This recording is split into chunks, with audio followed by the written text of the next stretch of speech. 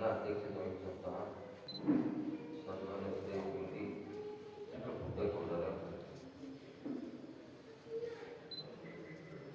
ಗೌರವಿಸುವಂತಹ ಸನ್ಮಾನ್ಯ ಶ್ರೀ ರಾಬಪ್ಪ ಬಿ ಯಲ್ವರ್ ಅವರೇ, ಸನ್ಮಾನ್ಯ ಶ್ರೀ ಡಾಕ್ಟರ್ ಎಸ್ ಸುವರ್ಣ ಅವರೇ, ಸನ್ಮಾನ್ಯ ಶ್ರೀ ಮನ್ನಿ ಮೋಹನ್ ಅವರೇ, ಸನ್ಮಾನ್ಯ ಡಾಕ್ಟರ್ ಎಂ ಶಿವಸ್ವಾಮಿರವರೇ, ಸನ್ಮಾನ್ಯ ಶ್ರೀಮತಿ ಮರುಗಡರವರೇ,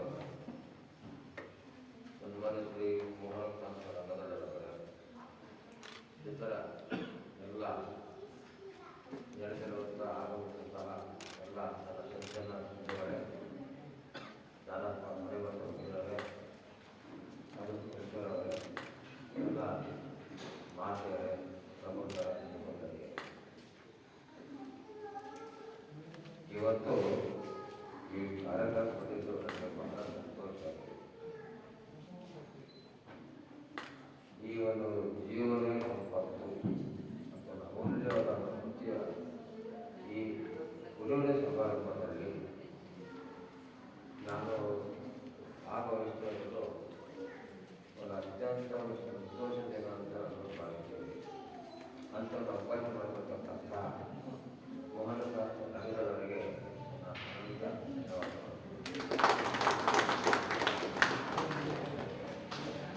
ಮೋಹನದಾಸ್ ರಂಗದವರಿಗೆ ಇತ್ತೀಚೆಗೆ ಪರಿಚಯ 7 ತಿಂಗಳಿಂದ. ಅವರು ಈ ಪುಸ್ತಕ ಬರೆದು ಅದನ್ನು ಪ್ರತಿಯೊಂದು ಕೊಟ್ಟು ಜನಗಳಿಗೆ ಬರೆಯಬೇಕು ಅಂತ ಕೇಳ್ತಾರೆ ನನಗೆ. ನಾನು ಹೇಳಿದೆ, ನಾನು ಸಾಹಿತ್ಯ ಎಲ್ಲ ನಾನು, ಹೀಗಾಗಿ ನೀವು ಬೇರೆ ಕಾಣಿಸ್ತಿದ್ದಾರೆ ಅದನ್ನು ಬಳಸಿಕೊಳ್ಳಿ. ನಾನು ಬರ್ತಾ ಇದ್ದ ಕಾಲಕ್ಕೆ ಬರ್ತೇನೆ, ಬರ್ತೇನೆ ಎಲ್ಲ ನೀವು ಬರೀಬೇಕು ಬಹಳ ಪ್ರೀತಿಪೂರ್ವಕ ಒತ್ತಾಯ ಮಾಡಿದರು. ಕಳಿಸಿಕೊಟ್ಟು ಪುಸ್ತಕ ಓದ್ತಾ ಹೋದಾಗೆಲ್ಲ ನನಗೆ ಅನಿಸಿದ್ದು ಹೇಳ್ತೇನೆ. ಸ್ವಲ್ಪ ನಾನು ಮೌನವಾದೆ. ನಾನು ಕಳೆದ 30 ವರ್ಷಗಳಿಂದ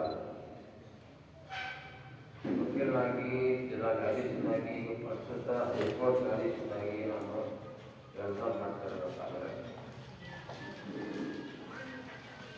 ಈ ಮಾನವ ಸಂಬಂಧ, ಸ್ನೇಹ, ಪ್ರೀತಿ, ವಿಶ್ವಾಸ ಬಗ್ಗೆ ಇತ್ಯಾದಿ ಎಲ್ಲ ಅಂಶಗಳನ್ನ ನಾವು ಮನಸ್ಸಲ್ಲಿ ಚಂಚಲಾಗಿ ಇದ್ದಾಗ, ಯಾಕಂದರೆ ಈ ವಕೀಲರಾದ್ರು ನ್ಯಾಯಾಧೀಶರಾದ್ರು ಮೇಲೂ ನಂಬಿದ್ದಾರೆ. ಯಾವಾಗಲೂ ಮತ್ತೊಬ್ಬರ ಸಮಸ್ಯೆಗಳಿಗೆ ಸ್ಪಂದಿಸಿ ಅಲ್ಲಿ ಯಾವ ರೀತಿ ನ್ಯಾಯವನ್ನು ಕೊಡಬೇಕು ಅಂತ ಅದೇ ಆಲೋಚನೆ ಚಿಂತನೆಯಲ್ಲೇ ಇರ್ತೇವೆ. ನ್ಯಾಯಕ್ಕೆ ಕೊಡುವಂಥವ್ರು ಯಾವ ಮೊದಲೇ ಬರಲ್ಲ, ಎಂಟರ್ಟೈನ್ಮೆಂಟ್ ಇದೆ, ಸಂಗೀತ ಬರಲ್ಲ. ಅಲ್ಲಿ ಕಷ್ಟ, ನೋವು, ದುಃಖ ಎಲ್ಲ ನ್ಯಾಯಕ್ಕೆ ಅದನ್ನು ಪರಿಹಾರಕ್ಕಾಗಿ ಬರ್ತಾರೆ. ಆಗ ನಾವು ಎರಡೂ ಕಡೆಯ ಪಕ್ಷಕಾರರ ಆ ಕಷ್ಟ ನೋವುಗಳನ್ನು ಅರ್ಥ ಮಾಡಿಕೊಂಡು ಅದಕ್ಕೆ ವಕೀಲರು ಸಾಥ್ ಕೊಡ್ತಾರೆ. ಹೀಗಾಗಿ ವಕೀಲರವರ ಜನ್ಮ ಬಹಳ ಗುರುತರವಾದದ್ದು. ಅಂಥ ಸಂದರ್ಭದಲ್ಲಿ ನಾವು 24 ಗಂಟೆ ಸತತ 3 ದಶಕಗಳ ಕಾಲ ಇದರ ಮಧ್ಯೆಯೇ ನಾವು ಜೀವನ ಸಾಗಿಸ್ತಾ ಮುಂದುವರಿಸಬೇಕಾದ್ರೆ,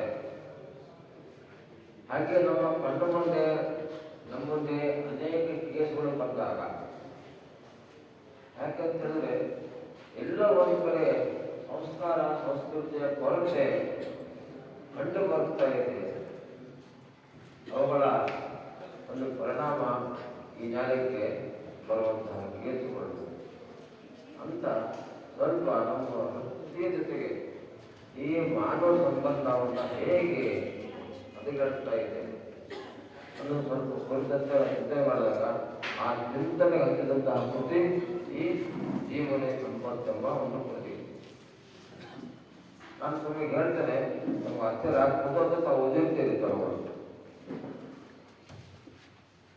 ಅಣ್ಣ ತಮ್ಮ ಮಧ್ಯೆ ಒಂದು ವಿವಾದ, ತಂದೆ ಮಕ್ಕಳ ಮಧ್ಯೆ ವಿವಾದ, ಸ್ನೇಹಿತರ ಮಧ್ಯೆ ವಿವಾದ, ಒಂದು ಕಡೆಗೆ ಬಾಂಧವರ ಮಧ್ಯೆ ವಿವಾದ, ವ್ಯಾಜ್ಯ, ತಗಾದೆ, ಕೇಸು. ಅಷ್ಟೇ ನಿಮ್ಗೆ ಆಶ್ಚರ್ಯ ಆಗುತ್ತೆ. ನಿಮಗೆ ಸ್ವತಃ ಮಗಳು ತಾಯಿ ಮೇಲೆ ಕಟ್ ಹಾಕ್ತಾರೆ, ಸಿರುಲಿಕ್ಕಲ್ಲ. ತಾಯಿ ಮಗಳ ಮೇಲೆ ಕಂಪ್ಲೇಂಟ್ ಕೊಡ್ತಾರೆ ಪೊಲೀಸರಿಗೆ, ನ್ಯಾಯಾಲಯಕ್ಕೆ. ಆಗ ನೋಡಿ, ಇಲ್ಲಿ ದಾಯಾದಿಗಳು, ಅಣ್ಣ ತಮ್ಮಂದಿರು ಬೇರೆ, ಸ್ವತಃ ಮಗಳು ತಾಯಿ ಪರಸ್ಪರ ಕಂಪ್ಲೇಂಟ್ ಕೊಡ್ತಾರೆ.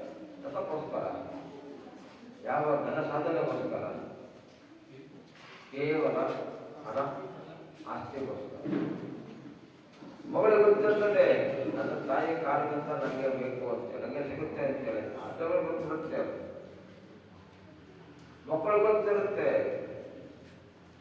ತಂದೆ ಕಾಲ ಯಾಕೆ ಯಾರು ಶಾಶ್ವತ ಇಲ್ಲ, ಇಲ್ಲಿ ಯಾರು ಶಾಶ್ವತ ಇಲ್ಲ. ಒಂದು ಕಾಲ ನಂತರ ಅವ್ರಿಗೆ ದಕ್ಕದಕ್ಕಂತೆ ಸಿಕ್ಕೇ ಸಿಗುತ್ತೆ. ಆದರೂ ಬದುಕಿದ್ದಾಗ ಪರಸ್ಪರ ಪ್ರೀತಿ, ವಿಶ್ವಾಸ ನಮಗೆ ಇಲ್ಲದೆ ಈ ತರ ಒಂದು ವ್ಯಾಜ್ಯ ತೆಗಿತಲ್ಲ, ಅದಕ್ಕೇನು ಮೂಲ ಕಾರಣ?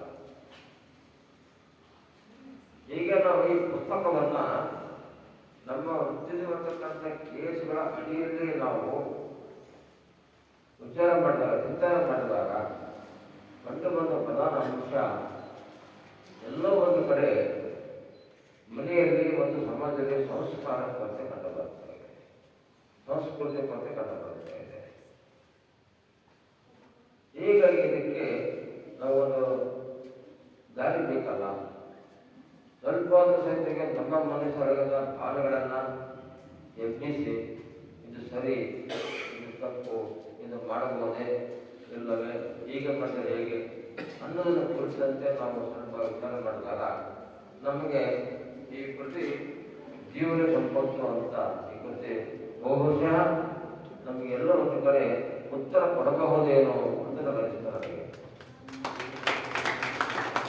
ಹೀಗಾಗಿ ಇಂಥೊಂದು ಅಮೂಲ್ಯವಾದಂಥ ಕೃತಿಯನ್ನ ರಚನೆ ಮಾಡ್ತಕ್ಕಂಥ ಮೋಹನಕರ್ಯವರಿಗೆ ನನ್ನ ಅನಂತ ಪೂರ್ವಕ ಧನ್ಯವಾದಗಳು ಮತ್ತು ಕೃತಜ್ಞತೆಗಳು. ಈ ಸಾಹಿತ್ಯ ಸೇವೆ ಅನ್ನುವುದು ಬಹಳ ಮಹತ್ವ. ನನ್ನ ಮನೆಯಲ್ಲಿ ಒಂದು ಸಣ್ಣ ಗ್ರಂಥಾಲಯ ಇದೆ. ಹೀಗಾಗಿ ಪುಸ್ತಕದ ಮಹತ್ವ ಗೊತ್ತು. ಪುಸ್ತಕ ಓದಂತೆಲ್ಲ ನಮ್ಮೊಳಗೆ ಒಂದು ಅಗಾಧವಾದ ಒಂದು ಪರಿವರ್ತನೆ ಮೊದಲಾಗುತ್ತೆ. ಹೀಗಾಗಿ ಪುಸ್ತಕ, ಸಾಹಿತ್ಯ ಸೇವೆ ಸಮಾಜದ ಸ್ವಾಸ್ಥ್ಯವನ್ನು ಕಾಪಾಡುತ್ತೆ. ಹೇಗೆ ಪೊಲೀಸರು, ಅಧಿಕಾರಿಗಳು, ನ್ಯಾಯಾಧೀಶರು, ನ್ಯಾಯಿಕ ಒಂದು ರಾಜ್ಯದ, ಒಂದು ದೇಶದ, ಆ ನಾಡಿನ ಕಾನೂನು ಮತ್ತು ಆಡಳಿತ ಸುವ್ಯವಸ್ಥೆಯನ್ನು ಕಾಪಾಡುತ್ತೆ ಅಂತ ನಾವು ಹೇಳ್ತೇವೆ. ಹಾಗೆ ಕಟ್ಟಡ ಸಮಾಜದ ಮಾನಸಿಕ ಸ್ವಾಸ್ಥ್ಯವನ್ನು ಈ ಸಾಹಿತ್ಯ ಕೊಡುತ್ತೆ. ಹೀಗಾಗಿ ಸಾಹಿತ್ಯ ಒಂದು ಸಮಾಜದ ಮಾರ್ಗದರ್ಶಿ, ದಾರಿ, ಬದುಕಿನ ಬುದ್ಧಿ ಬೆಳೆದು. ಹೀಗಾಗಿ ಲೇಖಕರು, ಗ್ರಂಥಕರ್ತರು, ಪ್ರಶಾಸಕರು ಇವರು ನಮ್ಮದೇ ಆದಂಥ ರೀತಿಯಲ್ಲಿ ಸಮಾಜಕ್ಕೆ ಗಣನೀಯ ಕೊಡುತ್ತಾ ಇದ್ದಾರೆ. ಹೀಗಾಗಿ ನಾವು ಮಕ್ಕಳಿಗೆ ಈ ಪುಸ್ತಕಗಳನ್ನು ಓದೋದು ನಾವು ಬಿಡುಗಡೆ ಮಾಡಬೇಕು, ಇನ್ಸ್ಪೈರ್ ಮಾಡಬೇಕು ಮಕ್ಕಳಿಗೆ. ಒಂದಷ್ಟು ನಮ್ಮ ಉದಾಹರಣೆ ಹೇಳಿದಾಗ ನಾವು ರಾಮಾಯಣ, ಮಹಾಭಾರತ, ಭಗವದ್ಗೀತೆ, ಉಪನಿಷತ್ತು, ಇತರೆ ವಿವೇಕಾನಂದರು, ಶಿವಾಜಿ ಮಹಾರಾಜರು, ಚಾಣಕ್ಯ, ಶ್ರೀಕೃಷ್ಣ ಇವರೆಲ್ಲ ಅಧ್ಯಯನ ಮಾಡಿದಾಗ ನಮ್ಮಲ್ಲಿ ಒಂದು ಅಗಾಧವಾದಂಥ ಪ್ರಕಟಣೆ ಇದು ಶತಸಿದ್ಧ. ನಾನು ಒಂದೆರಡು ಪ್ರಸಂಗಗಳನ್ನು ಹೇಳೋದಾದರೆ,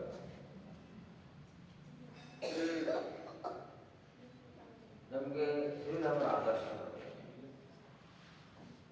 ಅಂತ ಒಂದು ಪುರುಷೋತ್ತಮ ಆದರ್ಶಮಯ ವ್ಯಕ್ತಿತ್ವವನ್ನು ರಾಮಾಯಣ ಮೂಲಕ ವಾಲ್ಮೀಕಿ ಮಹರ್ಷಿಗಳು ಕಟ್ಟಿಕೊಟ್ಟರು. ಈ ಶ್ರೀರಾಮರ ಆದರ್ಶವನ್ನು ಮಕ್ಕಳು ಹಾಗೆಯೇ ಒಂದಷ್ಟು ಒಂದು ಪ್ರಸಂಗ ತಮಗೆ ಹೇಳ್ತೇನೆ. ಒಂದು ಪುಸ್ತಕದಲ್ಲಿ ಬಂದಿದೆ. ಯಾಕಂದರೆ ನಮಗೆ ಈ ಪುಸ್ತಕ ನಮಗೆ ಚಿಂತನೆ ವರ್ತಿಸ್ತೇವೆ ಪುಸ್ತಕವನ್ನು ಹೇಳ್ತೇನೆ. ಅವರ ಭಾಷೆ ಲೇಖಕರ ಭಾಷೆಯಲ್ಲಿ ನಾವು ಹೇಳುತ್ತೇವೆ.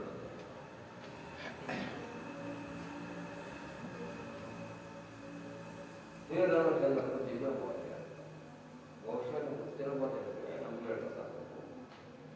ವಾಲ್ಮೀಕಿ ಮಹರ್ಷಿಗಳು ರಾಮಾಯಣವನ್ನು ರಚನೆ ಪೂರ್ವಭಾವಿಯಾಗಿ ಒಂದು ಅವರಿಗೆ ಮನಸ್ಸಿನಲ್ಲಿ ಒಂದು ಚಿಂತನೆ ಇರುತ್ತೆ. ರಾಮಾಯಣ ಭಾಗ ರಚನೆ ಮಾಡ್ತೀನಿ, ಆದರೆ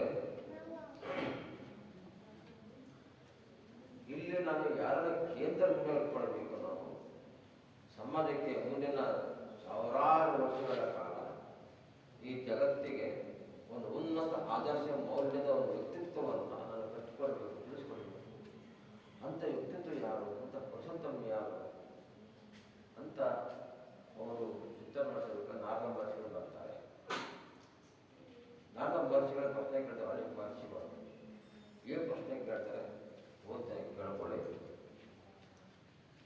ವಾಲ್ಮೀಕಿ ಮಹರ್ಷಿಗಳು ನಾಲ್ಕು ಕೇಳ್ತಾರೆ. ಈ ರೂಪದಲ್ಲಿ ಈಗ ಸಕಲ ಸತ್ವಗಳ ಸಂಪನ್ನ ಪರಾಕ್ರಮಶಾಲಿ ಧರ್ಮಜ್ಞ ಸತ್ಯದ ಹಿಡಿದವನು ಮಾಡಿದ ಸಂಕಲ್ಪವನ್ನು ಬೆಳೆದವನು ಪರಂಪರೆಗೆ ಬಂದ ಸದಾಚಾರ ಸಂಪನ್ನ ಎಲ್ಲ ಭೂತಗಳ ಯಶದಲ್ಲಿ ಕೆಲಸ ಸರ್ವಸಂಪನ್ನ ಬಲ್ಲವನು ಸರ್ವಕಾಲ ದುರಂದರ ಪ್ರಿಯ ದರ್ಶನ ಧೈರ್ಯಶಾಲಿ ಕಾಂತಿಮಂತ ಕೋಪವನ್ನು ಜಯಿಸಿದವನು ಅಹಂಕಾರಹಿತ ಅಸೂಯೆ ಇಲ್ಲದವನು ವ್ಯಕ್ತಿತ್ವದಿಂದಲೇ ದೇವತೆಗಳನ್ನು ಎಲ್ಲ ದೊಡ್ಡವನು ಇದ್ದಾನೆಯೇ. ಈ 16 ಗುಣಗಳಿಂದ ಕೂಡಿದಂಥವ ಈ ಲೋಕದಲ್ಲಿ ಇದ್ದರೆ ದಯವಿಟ್ಟು ತಿಳಿಸಿ ಅಂತ ವಾಲ್ಮೀಕಿ ಮಹರ್ಷಿಗಳು ನಾದ ಮಹರ್ಷಿಗಳಿಗೆ ಪ್ರಶ್ನೆ ಕೇಳ್ತಾರೆ. ಆಗ ನಾದ ಮಹರ್ಷಿಗಳು ಉತ್ತರ ಕೊಡ್ತಾರೆ. ಬಹಳ ಸುಂದರದ ಉತ್ತರ ಇದೆ. ನಾನು ಪುಸ್ತಕದಿಂದ ನೀವು ಕೇಳುವಂತೆ ಸಕಲ ಗುಣಗಳಿಂದ ಕೂಡಿದವನು ಇದ್ದಾನೆ. ಅವನೇ ಇಕ್ಷ್ವಾಕು ವಂಶದಲ್ಲಿ ಅವತರಿಸಿದ ಶ್ರೀರಾಮಚಂದ್ರ. ಹಾಗಾದ್ರೆ ಇಂಥ ಮೌಲ್ಯಯುತವಾದಂತಹ ಸಂಗತಿಗಳು ಕಥೆಗಳು ಎಲ್ಲಿ ಸಿಗುತ್ತೆ ಪುಸ್ತಕದಲ್ಲಿ. ಹೀಗಾಗಿ ಸಾಹಿತ್ಯ ಸೇವೆ ಅನ್ನೋದು ಬಹುದೊಡ್ಡ ಕೊಡುಗೆ ನಾವು ಸಂದರ್ಭತಕ್ಕಂಥದ್ದು. ಒಂದು ನಮಗೆ ಒಂದು ಉದಾಹರಣೆ ಹೇಳ್ತಾರೆ. ನಮಗೆ ಸಾಹಿತ್ಯ ಮತ್ತು ಪುಸ್ತಕ ಮೂಲಗಳಿಂದ ಆ ನಾಡು ಹೇಗೆ ಬಲಿಷ್ಠ ಆಗುತ್ತೆ, ಸಮೃದ್ಧಿಯಾಗುತ್ತೆ, ಎಲ್ಲ ಸಂಕಷ್ಟಗಳನ್ನು ನಾವು ಜಯಿಸಿ ನಾವು ಹೋಗ್ತೇವೆ, ಎಲ್ಲ ಎದುರಿಸ್ತೇವೆ ಅನ್ನೋದನ್ನ ಒಂದು ಜೀವಂತ ಉದಾಹರಣೆ ಈಗಾಗಲೇ ಬಿಡುತ್ತೀವಿ, ಓದಿರ್ತೀವಿ, ತಿಳ್ಕೊಂಡಿರ್ತೀವಿ. ಅದು ಯಾವುದು ಅಂತಂದರೆ ಏನಕ್ಕಂತ ಉದಾಹರಣೆ ಇಸ್ರೇಲ್ ದೇಶ. ಇಸ್ರೇಲ್ ದೇಶ ನಮ್ಮ ಕರ್ನಾಟಕದ ಅರ್ಧ ಭಾಗ ಇಲ್ಲ, ಅರ್ಧ ಭಾಗ ಒಂದು ಆಗುವುದಿಲ್ಲ. ಜನಸಂಖ್ಯೆ ಬೆಂಗಳೂರಿನ ಅರ್ಧ ಭಾಗ, ಕೇವಲ 80 ಲಕ್ಷ, 80 ಲಕ್ಷ ಮಾತ್ರ ಜನಸಂಖ್ಯೆ. ಆದರೆ ಸುತ್ತಲೂ 36 ಮುಸಲ್ಮಾನ ರಾಷ್ಟ್ರಗಳು, ಸುತ್ತ ರಾಷ್ಟ್ರಗಳು. ಇವತ್ತು ಸ್ವಲ್ಪ ದುರ್ಬಲ ಇರಾನ್, ಹಾಗೆ ಅನೇಕ. ಎಲ್ಲರೂ ಸೇರಿಗೆ ಇಸ್ರೇಲನ್ನ ಮಣ್ಣು ಮುಟ್ಟಿಸಬೇಕು ಅಂತ ಯುದ್ಧ ಮಾಡ್ತಾರೆ. ಬೇರೆ ಯಾರಾಗಿದ್ದರೂ ಸಹಿತವಾಗಿ ಇವತ್ತು ಇಸ್ರೇಲ್ ಅಂತ ದೇಶ ಹೇಳಿಕೊಳ್ಳುತ್ತಿದೆ. ಆದರೆ ಇಸ್ರೇಲ್ ಇವತ್ತು ದಿಟ್ಟವಾಗಿ ತಲೆ ಎತ್ತಿ ಎಲ್ಲವನ್ನು ತಿಳಿಸಿ ಎಲ್ಲರನ್ನು ಗೆದ್ದು ಮಾತಾಡುತ್ತಾರೆ ಇವತ್ತು ಸಂಕಷ್ಟಗಳನ್ನು ಹೇಗೆ ಎದುರಿಸಬೇಕು ಅನ್ನೋದು ಗೊತ್ತಂತೆ. ಹಾಗೆ ಒಂದು ಕಡೆ ಓದಿದ್ದು ಇದನ್ನು ಗೊತ್ತಂತೆ. ಇದಕ್ಕೆಲ್ಲ ಮೂಲ ಸೂತ್ರ ಯಾವುದು? ಹಾಗಾಗಿ ಆ ಜನರ ಚಿಂತನೆಗಳಲ್ಲಿ ಇರತಕ್ಕಂಥ ಒಂದು ಶಕ್ತಿ. ಮೊದಲು ಅವರು ಕಮ್ಯುನಿಸ್ಟ್ ಸಮಾಜದ ರಾಷ್ಟ್ರರಾಗಿದ್ದರು, ನಂತರ ಕ್ಯಾಪಿಟಲಿಸ್ಟ್ ಆದರು. ಆದರೆ ಇವತ್ತು ಇಸ್ರೇಲ್ ನೀರಿಲ್ಲ, ಅಲ್ಲಿ ನೀರಿಲ್ಲ, ನೆಲ ಇಲ್ಲ, ಕಡೆ ಉಸುಕು, ಒಂದು ಕಡೆ ಸಮುದ್ರ ಉಪ್ಪು ನೀರು. ಆದರೆ ಇವತ್ತು 86 ದೇಶಗಳಿಗೆ ತರಕಾರಿ ಆಹಾರಧಾನ್ಯಗಳನ್ನು ಮಾಡ್ತಾರೆ. ಅತ್ಯಂತ ಉನ್ನತ ತಂತ್ರಜ್ಞಾನ, ವಿಜ್ಞಾನ, ಆವಿಷ್ಕಾರ ಅಲ್ಲಿ ಆಗ್ತಾ ಇದ್ದಾರೆ. ಒಂದು ಕೃತಿಯಲ್ಲಿ ವಿಶೇಷ ಭಟ್ರು, ಖ್ಯಾತ ಪತ್ರಕರ್ತ, ಸಂಪಾದಕ ವಿಶ್ವವಾಣಿ ಒಂದು ಪುಸ್ತಕ ಕನ್ನಡವನ್ನು ಮಾಡ್ತಾರೆ. ದೌಶಾಲಿ ನಗರ ಇಂಗ್ಲಿಷ್ ಪುಸ್ತಕ, ಆವಿಷ್ಕೃತ ಹರಿಕಾರ ಕನ್ನಡದ ಅವತರಣಿಕೆ. ಅದರಲ್ಲಿ ಅನೇಕ ಹೆಸರಿರ್ತಕ್ಕಂಥ ಅನೇಕ ಸಂಶೋಧನೆ ಬಗ್ಗೆ ಹೇಳ್ತಾರೆ. ಹಾಗಾದರೆ ಅಂಥ ಸಂಶೋಧನೆಗಳು ಎಲ್ಲಿ ಬಂದವು? ಅವರ ಮನಸ್ಸಲ್ಲಿ ಎಲ್ಲಿ ಬಂದವು? ಒಂದು ಚಿಕ್ಕ ರಾಷ್ಟ್ರ, 70 ಲಕ್ಷ ಜನಸಂಖ್ಯೆ ಇರ್ತಕ್ಕಂಥ ರಾಷ್ಟ್ರ, ಇಂಥ ಅಗಾಧ ಸಂಶೋಧನೆ ಹೇಗೆ ಸಾಧ್ಯ? ಅದಕ್ಕೆ ಉತ್ತರ ಅಲ್ಲಿಯ ಸರ್ಕಾರ. ಈಗ ನಮ್ಮ ಭಾರತ ದೇಶದಲ್ಲಿ ಏನು ನಮ್ಮ ಸರ್ಕಾರ ಮನೆ ಮನೆಗೆ ಉಚಿತವಾಗಿ ಪಡಿತರ ಮಾಡ್ತದಲ್ಲ, ಅಕ್ಕಿ, ಸಕ್ಕರೆ, ಬೇಳೆ ಅಂತೇಳಲ್ಲ, ಅಲ್ಲಿ ಸರ್ಕಾರ, ಇತರ ಸರ್ಕಾರ ಪ್ರತಿ ಮನೆಗೂ ಸೇರಿಸಿ ಪಡಿತರ ರೂಪದಲ್ಲಿ ಪುಸ್ತಕಗಳನ್ನು ಹಂಚ್ತಾ ಇದೆ. ಫ್ರೀಯಾಗಿ ಇತರ ಸರ್ಕಾರ ಜಗತ್ತಿನ ಎಲ್ಲ ಅತ್ಯುತ್ತಮ ಪುಸ್ತಕಗಳನ್ನು ತರಿಸಿ ಅಥವಾ ಬರೆಸಿ ಪ್ರಿಂಟ್ ಆಗಿ ಪ್ರಕಟ ಮಾಡಿ ಅಲ್ಲಿಯ ಪ್ರತಿಯೊಂದು ಮನೆಗಳಿಗೆ ಕೊಡುವಂಥ ವ್ಯವಸ್ಥೆ ಅಲ್ಲಿ ಸರ್ಕಾರ ಮಾಡಿದೆ. ಚಿಕ್ಕ ಮಕ್ಕಳಲ್ಲಿ ಅಂತ ಮೌಲಿಕ ಪುಸ್ತಕಗಳನ್ನು ಓದಿಬಿಟ್ಟು ಪ್ರೇರಣೆಗೊಂಡು ಅವರಲ್ಲಿ ಬುದ್ಧಿ ವಿಕಾಸ ಆಗುತ್ತೆ. ಈ ಸಮಸ್ಯೆಗೆ ಇದಕ್ಕೇನು ಪರಿಹಾರ? ಕಾನೂನು ಪರಿಹಾರ. ಅಲ್ಲಿ ಚಿಕ್ಕ ಮಕ್ಕಳಿಂದ ಸಹಿತವಾಗಿ ಒಂದು ಚಿಕ್ಕ ಬುದ್ಧಿ, ಒಂದು ರಿಗರಸ್ ಥಿಂಕಿಂಗ್, ರಭಸಾತ್ಮಕ ಚಿಂತನೆಯನ್ನು ಬೆಳೆಸಿ ಇವತ್ತು ಅಮೇರಿಕಾ ಸಹಿತವಾಗಿ ಇಸ್ರೇಲ್ ಮಿತ್ರರಾಷ್ಟ್ರ ಆಗಿದೆ. ಹಾಗಾದ್ರೆ ಬಂದಿರೋ ಶಕ್ತಿಯಲ್ಲಿಂದ ಬರೋದು ಇಂಥ ಪುಸ್ತಕಗಳಿಂದ. ಹೀಗಾಗಿ ಸಾಹಿತ್ಯ ಪುಸ್ತಕ ಅನ್ನೋದು ನಮ್ಮ ರಾಷ್ಟ್ರವನ್ನು ಅತ್ಯಂತ ಎತ್ತರಕ್ಕೆ ಕೊಂಡೊಯ್ತದೆ. ಆದರೆ ದುರದೃಷ್ಟವಶ ನಮ್ಮ ಆ ದೇಶದಲ್ಲಿ ಪುಸ್ತಕಗಳಿಗೆ ಅಂತ ಒಂದು ಮಹತ್ವ ಕೊಟ್ಟಿಲ್ಲ ನಾವು. ಹೀಗಾಗಿ ತಮ್ಮಲ್ಲಿ ಮನೆ ಮಾಡಿಕೊಳ್ತಾರೆ ಎಲ್ಲ ಪಾಲಕರು, ತಂದೆ ತಾಯಿಯರು ತಮ್ಮ ತಮ್ಮ ಮಕ್ಕಳಿಗೆ ಉತ್ತಮ ಮೌಲಿಕ ಪುಸ್ತಕಗಳನ್ನು ಓದಲಿಕ್ಕೆ ನಾವು ಹಾಗೆ ಪ್ರೇರಣೆಗೊಳ್ಳುತ್ತಾರೆ. ನಾವು ಉದಾಹರಣೆ ಹೇಳೋದಾದರೆ ಮಕ್ಕಳಿಗೆ ಹೇಳ್ತಾರೆ ರಾಮಾಯಣ, ಮಹಾಭಾರತ, ಭಗವದ್ಗೀತೆ, ಸ್ವಾಮಿ ವಿವೇಕಾನಂದರು, ಚಾಣಕ್ಯ, ಛತ್ರಪತಿ ಶಿವಾಜಿ, ಇವರ ಕುರಿತಂತೆ ಶ್ರೀಕೃಷ್ಣ, ಇವರ ಕುರಿತಂತೆ ಮಕ್ಕಳಿಗೆ ನಾವು ಹೇಳಿದರೆ ನೀವೇನು ಬಯಸ್ತೀರಿ ಅದು ಅರ್ಥ ಮಾಡ್ಕೊಳ್ಳಿ. ಅಥವಾ ನೀವೇನು ಬಯಸ್ತೀರಿ ಅದಕ್ಕೆ ಮೀರಿ ಹೆಂಗೆ ಬೆಳೀತಾರೆ. ನೀವು ಏನು ಹೇಳೋದು ಬೇಡ, ನೀನು ಡಾಕ್ಟರ್ ಅಪ್ಪ, ಇಂಜಿನಿಯರ್ ಆಗು, IAS ಆಗು, ವಕೀಲರ್ ಆಗು, ಏನು ಹೇಳ್ಬೇಡಿ.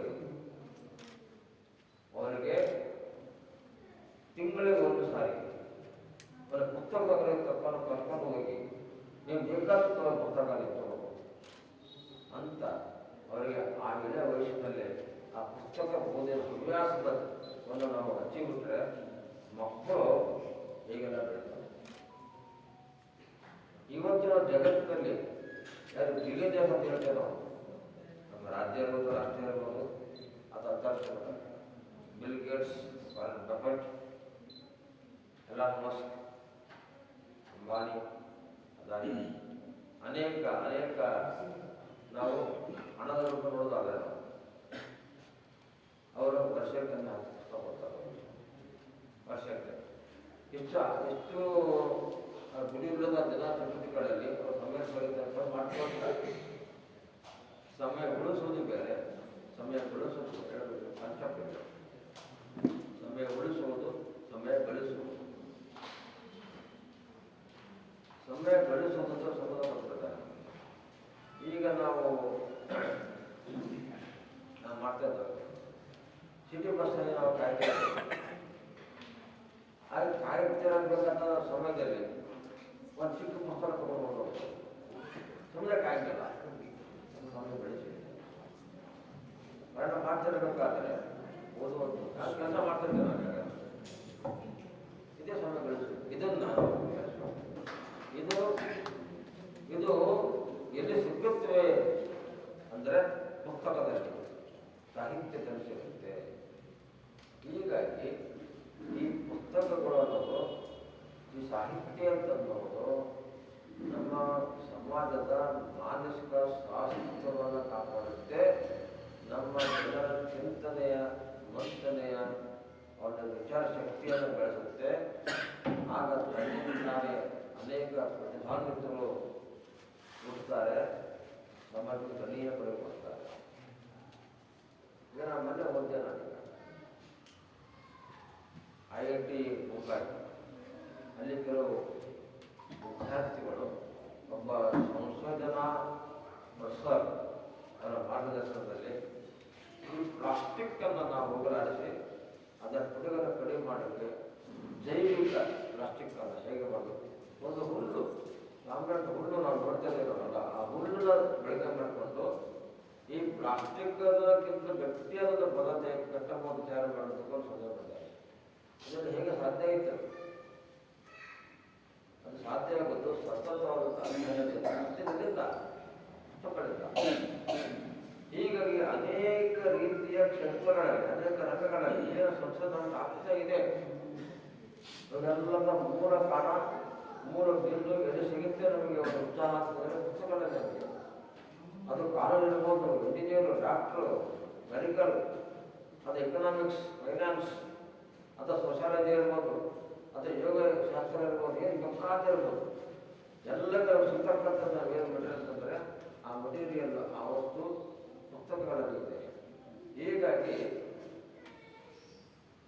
ಗ್ರಂಥಕರ್ತರಿಗೆ, ಲೇಖಕರಿಗೆ ಮತ್ತು ಪ್ರಕಾಶಕರಿಗೆ ಸರ್ಕಾರ ಮತ್ತು ಸಮಾಜ ಮನ್ನಣೆ ಮಾಡಿದೆ.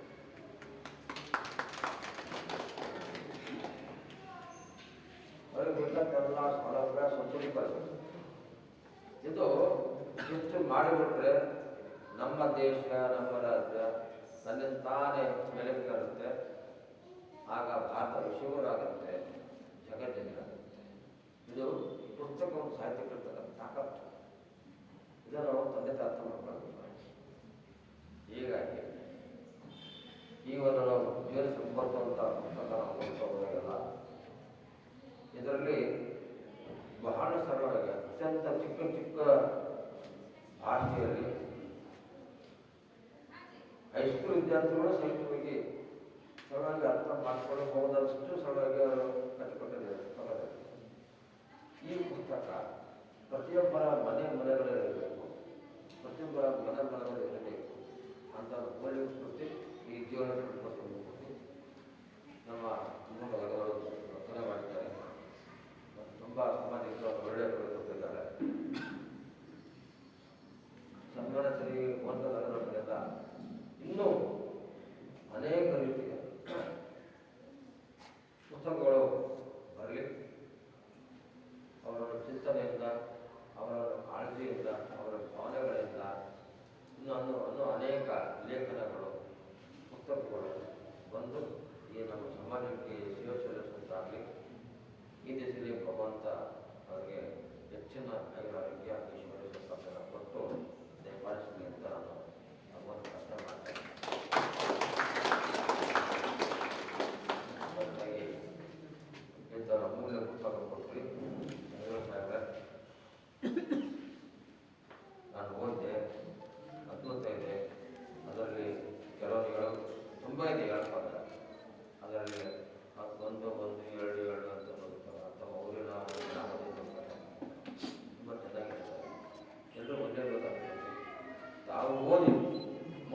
ಓದಿಸಿ, ತಾವು ಓದಿ ಮಕ್ಕಳು ಓದಿಸಿ, ಹಾಗೆ ಹೇಳ್ತಕ್ಕಂಥದ್ದು ರಾಮಾಯಣ, ಮಹಾಭಾರತ, ಭಗವದ್ಗೀತೆ, ಚಾಣಕ್ಯ, ಶ್ರೀಕೃಷ್ಣ, ಶಿವಾಜಿ ಮಹಾರಾಜ, ಹೆಚ್ಚಿನ ವಿವೇಕಾನಂದ, ಹೆಚ್ಚಿನ ಮೂಲಭೂತವಾಗಿ ಮಕ್ಕಳು ಓದಿಸಿ ಸರ್ ಅಂತ ಹೇಳ್ತಾ ಇನ್ನು ಪರಮಾಣ ಬಂದಿದ್ದಾರೆ ಪ್ರಕಾಶಕರು. ಅವರ ಒಂದು ಸಂಸ್ಥೆಯಿಂದ ಇನ್ನೂ ನೂರಾರು ಆರೋಗ್ಯ ಹೊರಬರಲಿ, ಸಮಾಜಕ್ಕೆ ಸೇವೆ ಆಗಲಿ, ಮೋಹನ ಕಡೆಯಿಂದ ಜನತೆ ಹೊರಗೆ ಬರಲಿ.